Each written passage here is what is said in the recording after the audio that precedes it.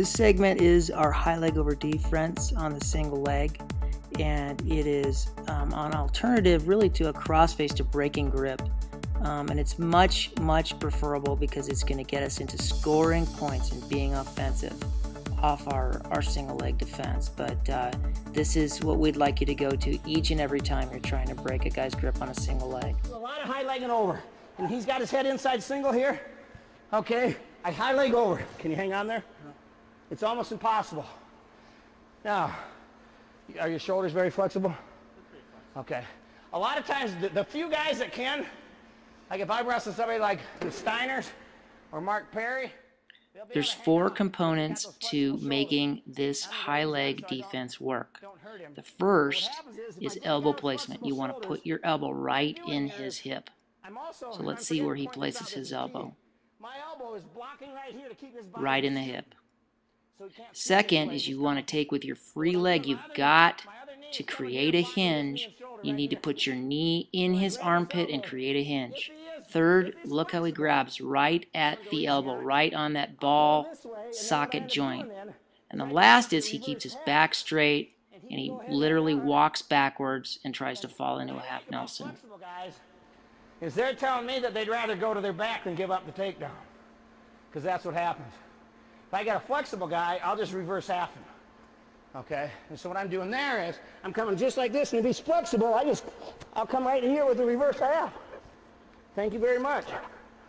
Who's scoring points now? I am. Okay.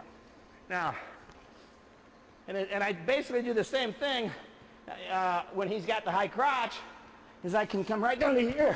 If I get him down to his knees here, and let's turn around this way so we can see.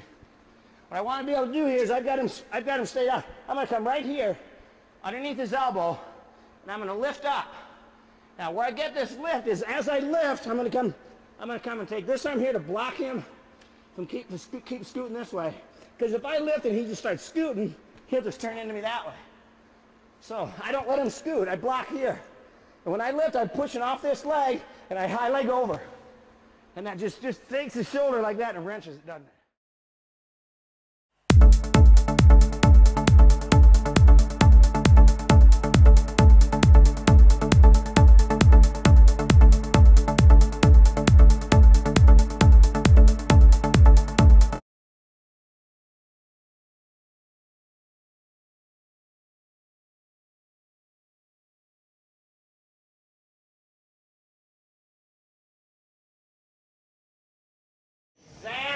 Same thing when he's got a head inside single, both from the knees and from flat on the mat. Head inside single. How many of you guys ever been here? Okay, now get on your stomach. How many of you guys ever been here? Here's where I see a lot of stomachs, and we'll do it okay, when I did the high crotch, when his head's on the outside, it's easiest to learn it from here first, and then I go flat. The single leg, it's easier to learn. Go ahead and get the single leg to get flat on your stomach. It's easiest to learn it here first and then come to the knees. I'm going to show it both ways. Come to your knees first. It's just like, guy, he can have a single leg. How many guys get stalemated here? Raise your hand. You ever been a stalemate here? Okay. Raise your hand if he's ever taken it down here, ever finished on you. Yeah, it's happened to all even me. Okay. So, if a guy gets here on me though, all I have to do to break his grip is come right there.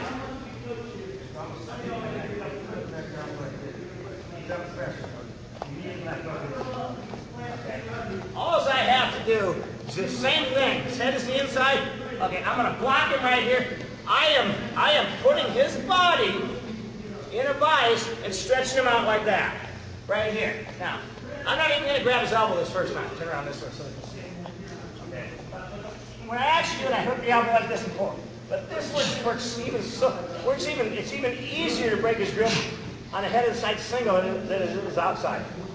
Okay, so I just walk it around like that, and you instinctively let go, don't you? Now, what I do is I'm pivoting right here. See that? So let's see what I'm saying. Locks his shoulder. I come right here. Okay. This hand comes like that the same way. I force leverage right there. Now from right here, I'm going to grab this, and I pull and I lock it. All right? And he will let go. He will let go. And if he's flexible, Same thing here. I just come here. I block with the elbow. I lift this up. I walk it around, and from the single leg, I get a lot of 5-point moves here.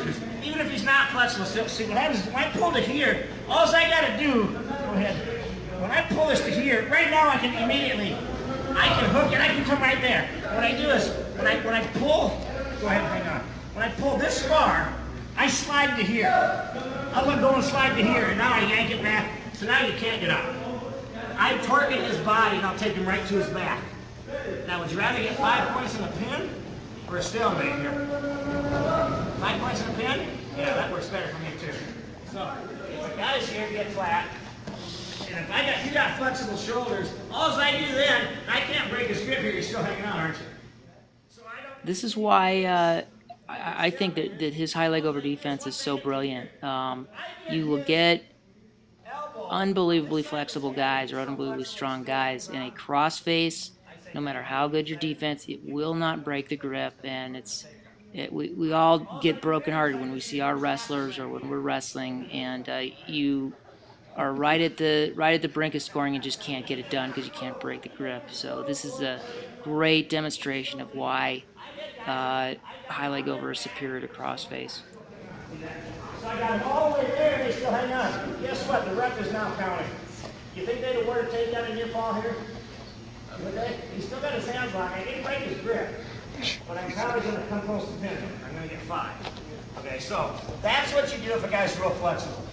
You just reverse half him. This is just the same thing I'm doing, and when he's flat, he's not going to sit there with his legs like this, like this. He's going to bring that leg up, so I just come right in, I block it, I lift up. Now what I'm doing is, this allows me to get his elbow. I rotate my hips this way, I lift it up a little bit. He's still going to hang on, keep your head down, get your head up a little bit. Now get here, like, so I'm going to rotate here. He's trying to come around and scoot this way, but I'm not letting him. See that? So I block him right there. You can't scoot in your opinion. I grab this elbow and I bring it right here. Now, look where you're at. You got your hands behind your head, yet you don't let go here. So I'm going to go right there. See that? I'm going to reverse that. And it's easier to do this down in the, a lot of times, a lot of guys don't have to be that close. Not really. Not as much. A little break. What's that? Yeah. Yeah. But a lot of times, and I can work this, and let's turn around this way. Turn around the other way. I've been in this position enough that I trap a guy's hand. I try and trap a guy's hand with my knee. Watch this. So I get in here. I get there. And see, let's go. I try and trap his hand. So now I got to trap. Even if he tries to let go, go ahead and let go. I still got it. And reverse that.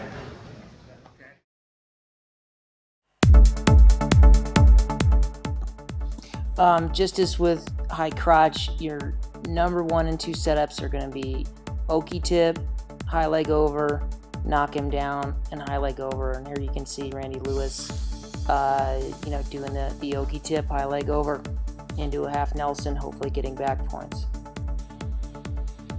I put this clip in here just to demonstrate that your other way of getting your high leg over is to knock him down in some fashion. And what that probably means that you're in a sprawl position, you're in our just old-fashioned, feet wide, chest high, knees off the mat, arch, circle till it hurts.